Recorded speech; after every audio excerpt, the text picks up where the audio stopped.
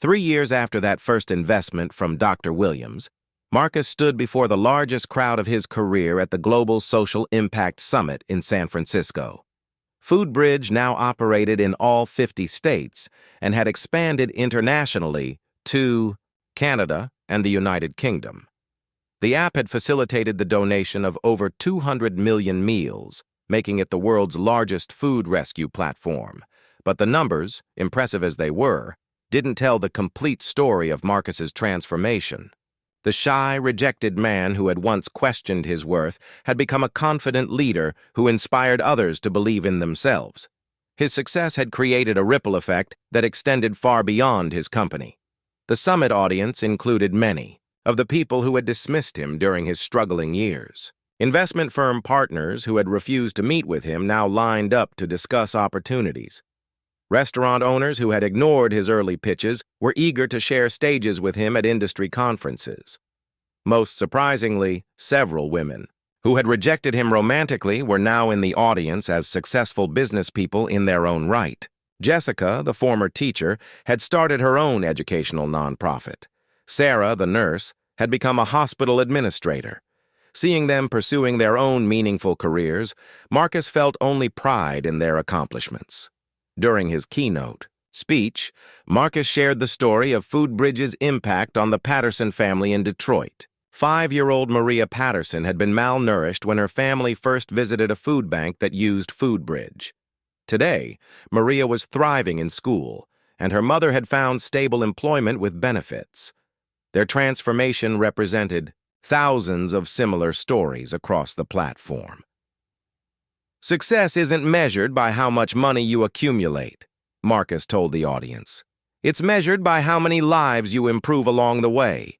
When I was poor, people saw my circumstances and assumed they knew my potential. They were wrong then, and anyone making similar assumptions about others is wrong now. After his speech, Marcus was approached by someone who would complete his personal journey in an unexpected way. Dr. Angela Foster was a renowned psychologist who specialized in helping successful people maintain perspective and relationships. She had been studying Marcus's story as an example of authentic leadership. "Mr. Thompson, I've been following your journey for 2 years," Dr. Foster said. "What fascinates me isn't your business success, but how you've maintained your core values. Despite dramatic changes in your circumstances, that's incredibly rare." Their conversation led to an ongoing friendship that helped Marcus process the psychological challenges of his transformation. Dr. Foster helped him understand that his early rejections, while painful, had actually prepared him to handle success with unusual wisdom and humility. Most people who achieve sudden wealth struggle with identity issues and relationship challenges, she explained during one of their sessions. Your experience with poverty and rejection gave you a strong sense of self that success couldn't corrupt. You knew who you were before you became wealthy, so wealth couldn't redefine you. This insight proved valuable as Marcus navigated increasingly complex personal relationships. Emma Rodriguez had become his closest companion, but their relationship had evolved slowly and naturally rather than being rushed by external pressures. They had taken time to understand each other as complete individuals before considering a deeper commitment. On a quiet evening, 6 months later, Marcus and Emma were walking along the beach near her family's home in San Diego. They had been discussing FoodBridge's expansion into Mexico when Marcus stopped and turned to face her. "Emma, 3 years ago, I was convinced that no woman would ever love me because I was poor," he said, his voice quiet but confident. "I thought success would solve my relationship problems, but I learned something more important. The right person loves you for who you are, not what you have." He dropped to one knee and pulled out a simple but elegant ring. "I'm not asking you to marry a successful businessman. I'm asking you to marry the same man who was stocking grocery shelves and dreaming of changing the world. Will you marry me?" Emma's tears mixed with laughter as she said yes. The proposal had nothing to do with his wealth and everything to do with the man she had fallen in love with. Someone whose success had revealed his character rather than created it. Their wedding 8 months later was a perfect reflection of Marcus's journey. The guest list included Dr. Williams, who had given the toast as his mentor and friend. Tony Ricci, the restaurant owner who had taken the first chance on Foodbridge, served as an honorary groomsman. Mrs. Chen from the homeless shelter gave a reading about service and compassion. But the most meaningful moment came when Marcus's mother, Rosa, danced with her son at the reception. "Mijo, do you remember when you used to call me crying about being rejected?" she whispered in his ear. "I told you then that the right woman would see your heart. I was right, wasn't I?" Marcus looked around the room filled with people who loved and respected him, not for his money, but for his character. "You were right about everything, Mama. Everything." As Foodbridge continued growing, Marcus established the Thompson Foundation to support other entrepreneurs from disadvantaged backgrounds. He remembered how Dr. Williams's investment had changed his life, and he wanted to provide similar opportunities for others who had big dreams, but limited resources. The foundation's first recipient was Maria Santos, a former hotel housekeeper, who had developed an app to help immigrant families navigate healthcare systems. Like Marcus, years earlier, Maria had been dismissed by investors who couldn't see past her current circumstances to her potential. "Mr. Thompson, why are you helping?" "Me?" Maria asked during their first meeting. "You don't even know me." Marcus smiled. 2.5 years after his transformation began, Marcus found himself in an unexpected situation that would test everything he had learned about success, relationships, and staying true to his values. Foodbridge had grown into a national phenomenon, operating in 38 states and facilitating the donation of over 50 million meals to date. The company's success had made Marcus wealthy beyond his wildest dreams. His personal net worth had reached $28 million, and financial magazines were calling him one of the most promising young entrepreneurs in America. But with success came challenges he had never anticipated. The most shocking moment came during a high-profile charity gala where Marcus was being honored for his social impact work. As he mingled with other successful business leaders, he noticed a familiar face across the crowded ballroom. It was Sarah, the nurse who had rejected him years earlier and then tried to reconnect when his success became public. But Sarah wasn't alone. She was with David Kim, a successful surgeon Marcus recognized from local news coverage. They appeared to be engaged based on the large diamond ring on Sarah's finger. What surprised Marcus wasn't seeing her there, but his complete lack of emotional reaction.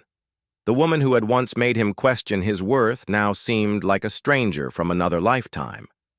When Sarah noticed Marcus, she approached him with David in tow. "Marcus, what a wonderful surprise," she said, her smile bright but nervous. "David, this is Marcus Thompson, the one I told you about. We used to know each other." David shook Marcus's hand warmly. "The Foodbridge founder. Man, I use your app at my practice. We donate leftover catering from medical conferences all the time. Great work you're doing." The irony was perfect. Sarah's fiancé was praising Marcus, while having no idea about their history. "Thank you, Dr. Kim. It's wonderful when medical professionals support community hunger relief," Marcus replied graciously. He felt no anger toward Sarah, no desire to embarrass her or reveal their past. He had evolved beyond needing validation from people who had once rejected him. Later that evening, Marcus received a text from Sarah. "It was great seeing you tonight. I hope you know I always believed in you, even when things were complicated. Between us."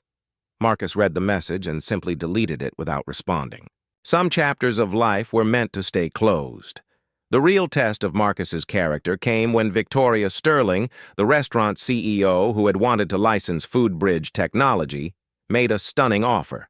She proposed buying Foodbridge outright for $120 million, nearly 3 times the company's current valuation. The offer would make Marcus incredibly wealthy and solve any financial concerns for multiple lifetimes. But Victoria's proposal came with conditions that troubled Marcus deeply. She wanted to pivot Foodbridge toward premium restaurants exclusively, arguing that higher-end establishments had better quality surplus food and more reliable donation schedules. The plan would effectively abandon the low-income communities that Foodbridge currently served. "Marcus, think practically," Victoria argued during their meeting in her opulent Manhattan office. "You could take this money, start 10 other charitable projects, and have more total impact than continuing with this current model. Sometimes you have to make strategic compromises to achieve greater good." The offer forced Marcus to confront a fundamental question. Was he building Foodbridge to get rich, or was getting rich simply a byproduct of building Foodbridge? The distinction mattered more than he had ever imagined. Marcus spent sleepless nights weighing the decision. $120 million would set up his family for generations. He could pay off his mother's mortgage, establish college funds for his cousin's children, and donate millions to hunger relief organizations worldwide. The financial security would be absolute, but every time he considered accepting, Marcus remembered the faces of people Foodbridge served. Mrs. Chen at the homeless shelter who called him a lifesaver. The single mothers who relied on fresh produce donations to feed their children. The elderly people on fixed incomes who stretched their food budgets with help from local food banks, connected through his app. Emma Rodriguez proved to be an invaluable sounding board during this period. Their relationship had deepened over several months, built on mutual respect and shared values rather than financial attraction. "What does your gut tell you?" she asked one evening as they walked through the park near Marcus's apartment. "My gut says the money would change everything about what Foodbridge represents," Marcus admitted. "But my logical mind says I'd be crazy to turn down generational wealth." Emma stopped walking and faced him directly. "Marcus, I've watched you build this company. You didn't create Foodbridge to get rich. You created it because you saw hungry people and wasted food and couldn't stand the injustice. That person is still who you are, regardless of what your bank account says." Her words crystallized something Marcus had been struggling to articulate. Success hadn't changed his core values. It had simply given him the resources to live them more fully. Accepting Victoria's offer would betray everything he had worked to achieve. The decision became clear during a surprise visit to his old neighborhood. Marcus was driving through the area where he had grown up when he stopped at a food bank he had never worked with before. The director didn't recognize him, but she enthusiastically showed him how Foodbridge had transformed their operations. "Before this app, we threw away tons of food because we couldn't coordinate with donors effectively," she explained.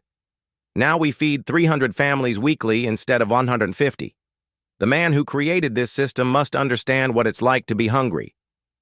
Marcus smiled and thanked her for the tour without revealing his identity. Walking back to his car, he felt more certain than ever about his decision. Money was important, but purpose was irreplaceable. The next morning, Marcus called Victoria Sterling and politely declined her offer. "I appreciate your confidence in Foodbridge, but the company isn't for sale at any price. We're just getting started with our mission." Victoria was incredulous. "Marcus, you're walking away from life-changing money. I hope you don't regret this decision." Marcus had never felt more confident about anything in his life. "Ms. Sterling, my life has already changed.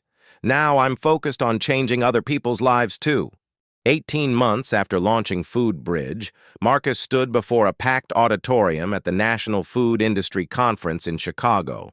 The same man who had once been dismissed by investors because of his appearance was now the keynote speaker at one of the industry's most prestigious events. He wore a perfectly tailored navy suit, his posture confident, his voice strong and clear.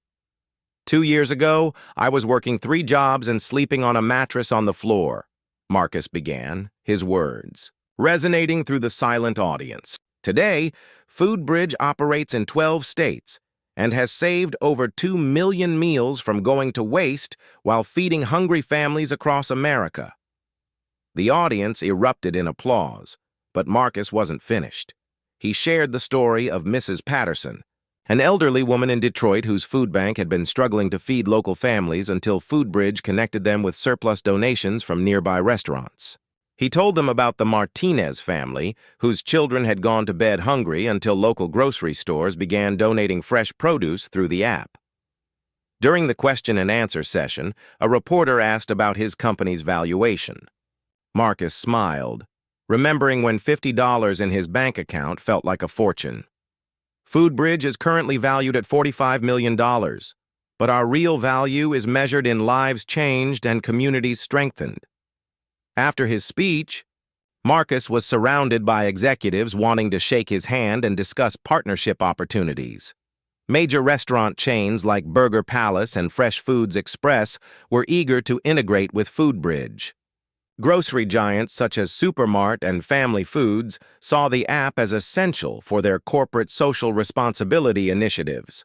The most surprising encounter came from Victoria Sterling, CEO of Sterling Hospitality Group, which owned over 200 upscale restaurants nationwide. Victoria was known for her ruthless business tactics and expensive tastes, but she approached Marcus with genuine respect. "Mr. Thompson, I'll be direct," she said, her diamonds sparkling under the conference lights. "I want to license FoodBridge technology for all my restaurants. Name your price." Marcus had researched Victoria's company and knew this partnership could add another $10 million in annual revenue. But Marcus had learned to think beyond immediate profits. "Ms. Sterling, I appreciate your interest. However, I'd like to visit some of your locations first and understand how this partnership would serve communities, not just our bottom lines." Victoria was taken aback. Few people had ever turned down her immediate offers to negotiate better terms. Flying back to his home city, Marcus reflected on how surreal his life had become. He was traveling first class, staying in luxury hotels, and being treated like a celebrity everywhere he went. Yet he still remembered the feeling of counting quarters to buy a cup of coffee. The transformation wasn't just financial, it was deeply personal. Marcus had developed a quiet confidence that came from proving his worth through actions rather than words. He no longer felt the need to prove himself to anyone because his results spoke louder than any argument could. His relationship with money had evolved too. While Marcus could now afford almost anything he wanted, he remained surprisingly modest in his spending. He moved to a nicer apartment, bought a reliable car, and treated his mother to a beautiful new home. But he avoided the flashy lifestyle that many successful entrepreneurs embraced. This restraint came from understanding that money was a tool, not a goal. Marcus had seen too many people become obsessed with wealth for its own sake, losing sight of what truly mattered. His goal remained the same as when he was poor, making a meaningful difference in the world. The dating situation became even more complex as his success grew. Attractive women approached him constantly at business events, conferences, and social gatherings. Many were genuinely accomplished professionals, but Marcus struggled to determine who was interested in him versus his success. Emma Rodriguez, a marketing executive he met at a business networking event, seemed different.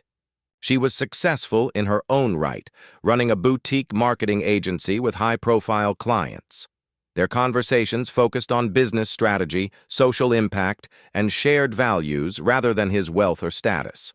"I read about your company's mission," Emma said during their first coffee meeting. "What I find most impressive isn't your financial success. It's your commitment to staying true to your original vision despite all the pressure to pivot toward pure profit." Marcus appreciated that she understood the challenge of maintaining integrity while scaling a business. They began spending time together, and Marcus found himself genuinely comfortable with Emma. She had her own career ambitions and wasn't looking for someone to solve her financial problems. More importantly, she seemed to value his character and intelligence rather than his bank account. However, Marcus remained cautious. He had learned that true compatibility took time to reveal itself, and he wasn't willing to rush into anything serious while his business demanded so much attention. Foodbridge was entering its most critical growth phase, requiring his complete focus and energy. The company was preparing for Series A funding to support national expansion. Investment firms were offering valuations between $60 and $80 million for the growing company. Marcus found himself in the enviable position of choosing between multiple excellent offers rather than begging for a single opportunity. Dr. Williams remained his trusted advisor throughout this process. "Marcus, remember that growth for growth's sake isn't always wise," she cautioned during one of their weekly meetings.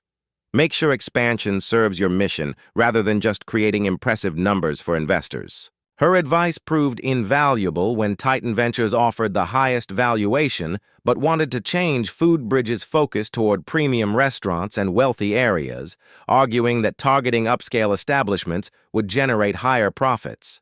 Marcus rejected their offer despite it being $10 million more than competitors. Instead, he chose Harmony Capital, an investment firm known for supporting social impact companies. Their offer was lower financially but aligned perfectly with Foodbridge's mission to serve all communities, especially those most affected by hunger and food insecurity. As Marcus signed the funding agreement, he thought about his grandmother's words about deciding who you become based on what you do. Every major decision he made reinforced his commitment to staying true to his values, regardless of external pressures or financial temptations. With Dr. Williams's investment, Marcus's life transformed overnight. The first thing he did was quit 2 of his 3 jobs, keeping only his weekend shifts at the grocery store to maintain some income while building his company.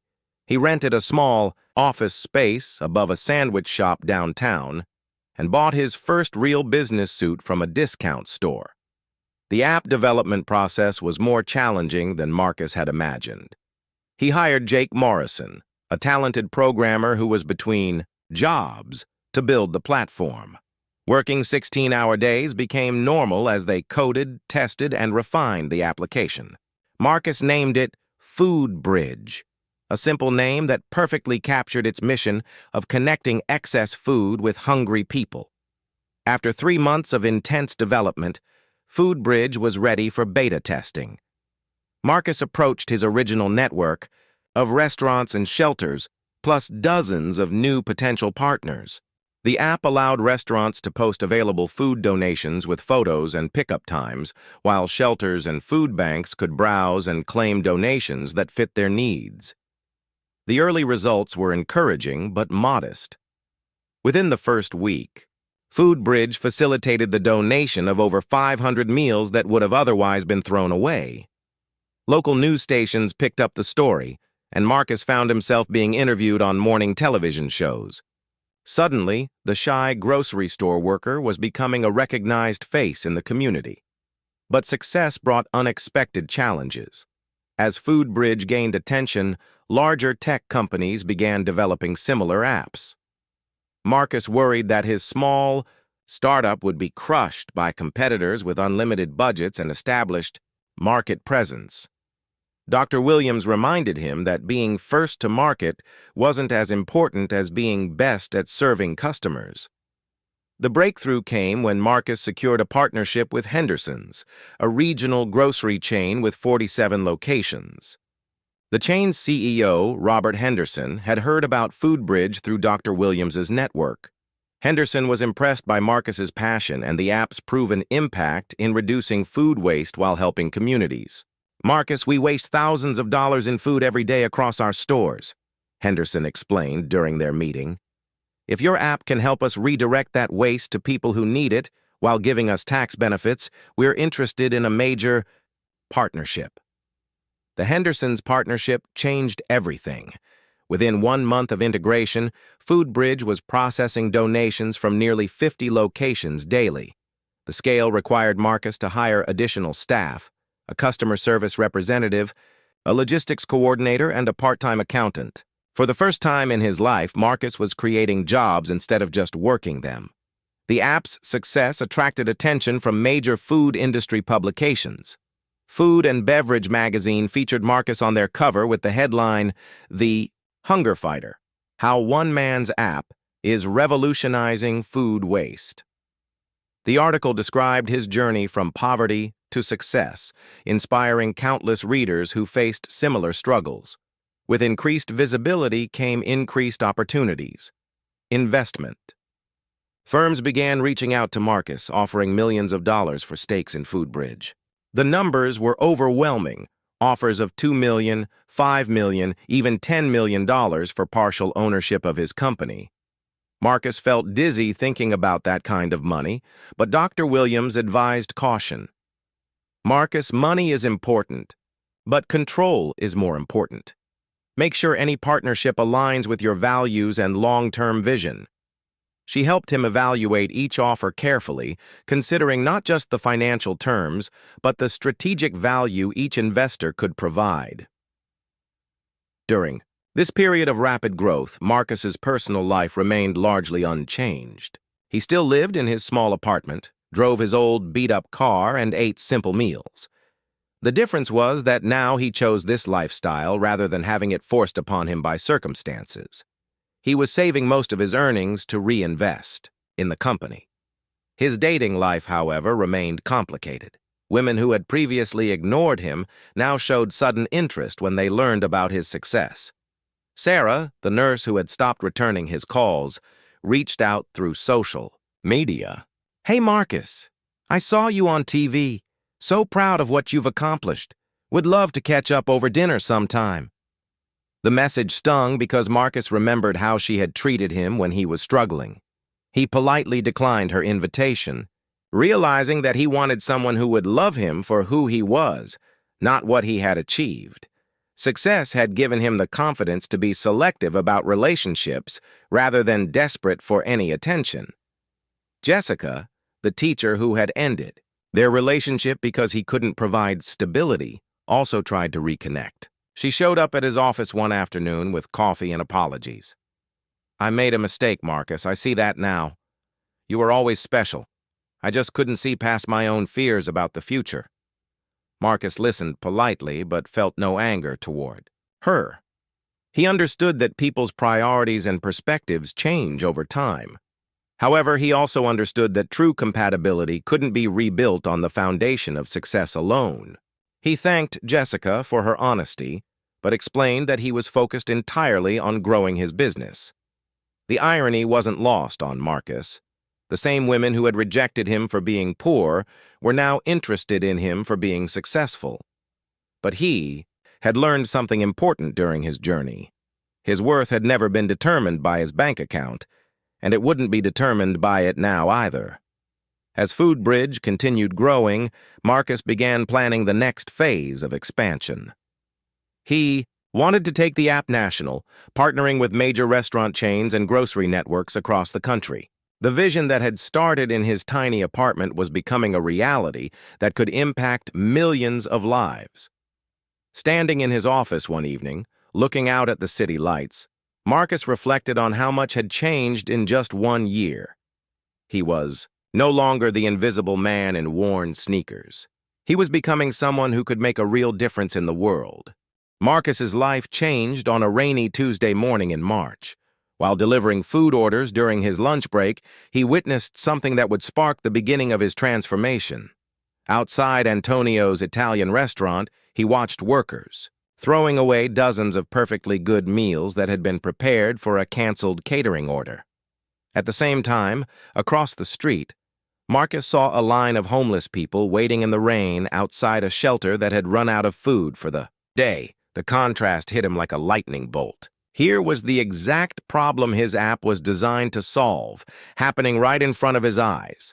Instead of just observing, Marcus decided to act. He approached the restaurant manager, Tony Ricci, and explained his idea. "What if I could help you get tax deductions for this food while feeding hungry people?" Marcus asked, his voice shaking with nervous excitement. Tony, a burly man with flour-stained apron, looked skeptical at first. "Kid, I've heard plenty of crazy ideas, but this one might actually make sense." He agreed to let Marcus coordinate, with the shelter across the street, just this once. Within an hour, Marcus had organized the transfer of food from the restaurant to the shelter. The homeless people were fed, Tony got his tax deduction paperwork started, and Marcus had his first real-world proof that his idea worked. The shelter director, Mrs. Chen, was amazed. "Young man, if you could make this happen regularly, you'd change everything for us." That night, Marcus barely slept. He had tasted success, and it was intoxicating. He spent the entire night refining his business plan, adding real data from his experience with Tony's restaurant. For the first time, his idea wasn't just theory, it was reality. Over the next few weeks, Marcus approached every restaurant and grocery store in his neighborhood. Most managers brushed him off, but a few listened. Slowly, he built a small network of businesses willing to donate their excess food instead of throwing it away. He used his old phone to coordinate pickups and deliveries, working for free just to prove the concept worked. The local newspaper caught wind of Marcus's efforts. Reporter Linda Martinez interviewed him for a small community section story. Local. "Man fights food waste while fighting hunger," the headline read. It wasn't front-page news, but it was enough to catch the attention of someone important. Dr. Patricia Williams, a successful entrepreneur who had sold her tech company for millions, read the article while having her morning coffee. Something about Marcus's story reminded her of her own humble beginnings. She had grown up poor and understood the struggle of being dismissed because of your appearance rather than your ideas. Dr. Williams decided to visit Marcus at the grocery store where he worked nights. She dressed casually and pretended to be a regular customer while observing him work. She watched him help elderly customers reach high shelves, patiently explain product locations to confused shoppers, and stay late to help his coworkers finish their tasks. After his shift ended, Dr. Williams approached Marcus in the parking lot. "Excuse me, are you Marcus Thompson? I read about your food rescue work in the newspaper." Marcus was exhausted and initially thought she might be another reporter, but something in her eyes seemed different. "I'd like to hear more about your business idea," she continued. "Would you be free for coffee tomorrow morning?" Marcus almost laughed. Coffee meant spending money he didn't have, but he couldn't pass up this opportunity. "Yes, ma'am. I'll be there." The next morning, Marcus arrived at the coffee shop 30 minutes early, wearing his best shirt and his only pair of dress pants. When Dr. Williams arrived, she was impressed by his punctuality and preparation. Marcus had brought a folder with his complete business plan, financial projections, and testimonials from the businesses and shelters he had helped. For 2 hours, Marcus presented his vision with passion and precision. He explained how his app would work, showed her the data he had collected, and demonstrated the real impact his small pilot program was already having. Dr. Williams asked tough questions, and Marcus answered everyone with confidence and detailed knowledge. "Marcus," she said finally, "I've heard hundreds of pitches from people with fancy degrees and expensive suits. Most of them were garbage dressed up in pretty packaging. Your idea has something theirs don't. Heart, research, and proven results." She leaned forward, her expression serious. "I'm prepared to offer you $50,000 in seed funding to develop your app professionally. But I want to be clear about something. This money comes with expectations. Are you ready to work harder than you've ever worked in your life?" McCorson felt his hands trembling. $50,000 was more money than he had ever imagined having. It was enough to quit one of his jobs, rent a proper office space, and hire a programmer to build his app professionally. "Dr. Williams, I've been working 3 jobs and sleeping 4 hours a night for years while building this dream. I'm ready for whatever comes next." She smiled and extended her hand. "Then let's change the world together, Marcus." As they shook hands, Marcus felt something shift inside him. For the first time in his life, someone with power and influence believed in him. Someone saw past his worn clothes and recognized his potential. That night, Marcus called his mother with tears in his eyes. "Mama, Someone is going to help me build my dream. Rosa cried with him, remembering all the nights she had worried about her son's future. I always knew you were special, mijo. Now the world will know it too. Marcus's journey from poverty to success was just beginning, but he had taken the most important step. He had found someone who believed in his vision as much as he did. Marcus Thompson walked through the crowded coffee shop, his worn-out sneakers squeaking against the polished floor. His faded jeans had a small hole near the knee, and his shirt, though clean, had seen better days. The expensive watches and designer handbags around him made him feel invisible, like he didn't belong in this world of wealth and success. At 28, Marcus worked 3 jobs just to pay rent for his tiny studio apartment. He delivered food during lunch hours, stocked shelves at a grocery store in the evenings, and cleaned office buildings before dawn. His hands were rough from hard work, his back ached constantly, and his bank account rarely had more than $50. But Marcus had dreams. Big dreams. Every night after his long shifts, he would sit at his rickety desk and work on his business idea. He had noticed something that bothered him deeply: how much food went to waste in restaurants and grocery stores while people in his neighborhood went hungry. He spent months researching, planning, and writing a business proposal for an app that would connect these businesses with local food banks and shelters. The idea was brilliant, but Marcus faced a cruel reality. Nobody took him seriously. When he tried to pitch his idea to potential investors, they looked at his cheap clothes and dismissed him before he could even speak. His appearance told a story they didn't want to hear.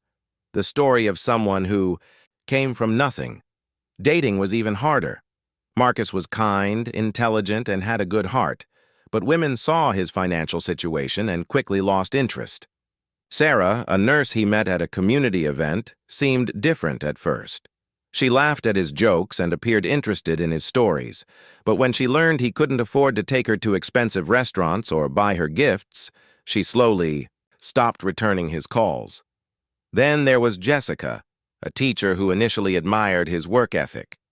Their conversations were deep and meaningful until she realized he couldn't afford a car and relied on public transportation.